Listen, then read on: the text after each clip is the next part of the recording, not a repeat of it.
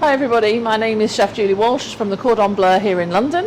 Today I'm going to show you how to make a classic marzipan rose. So the marzipan is the kind of marzipan that you would use for covering cakes. It is a cooked product, so it's not the raw marzipan, there are two types. And I want about 120 grams for doing my rose. I'm not going to use all of it, but you do need a little extra.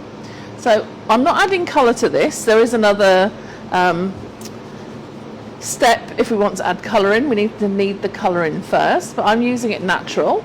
And what I'm going to do with this, I've warmed it a little bit by kneading it. I'm just going to roll it out. So I'm just rolling into a log.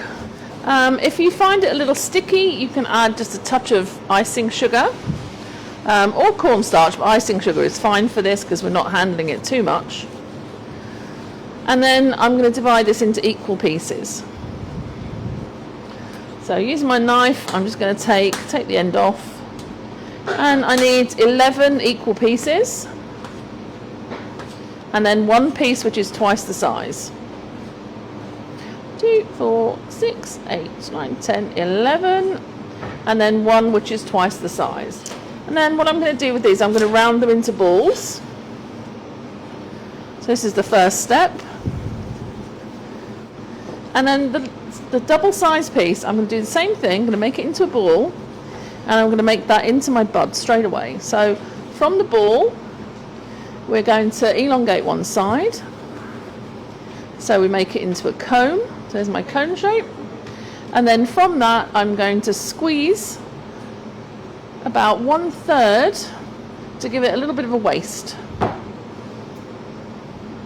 Okay, I'm going to attach that to my cake card just so I have a base to work from, and that's our little middle section that we're after.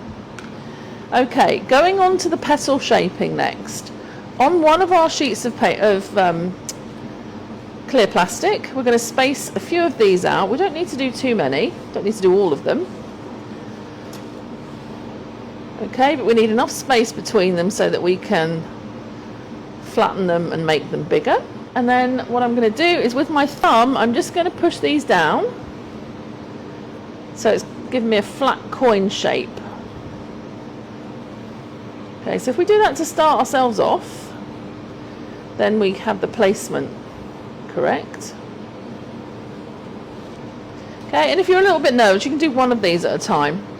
I'm placing my second sheet of plastic over the top, and I'm going to use my spoon. So I'm going to use the curve in the spoon to flatten this. And what I'm trying to do is I'm trying to make this, first of all, into an oval or egg shape. So I go across first. Okay, and I'm going to do that with all of them. Okay, and then from this, I'm going to thin out just one edge. So from my oval, what I'm trying to do is, if this is my oval shape, I want to thin out just the top quarter almost. So that's the section that's going to get thinner. This is going to stay thicker. So we put the plastic back. Okay, I'm going to use our spoon at the angle this time and just rub backwards and forwards. See that where the edges have been thinned. And I can also tell which ones need a little bit more. So this one here needs to go just a little bit thinner, because you can see how transparent they become. If it becomes a little sticky, then a touch of icing sugar just on the plastic. And carefully peel that back. Take your time peeling it back because it can be quite sticky.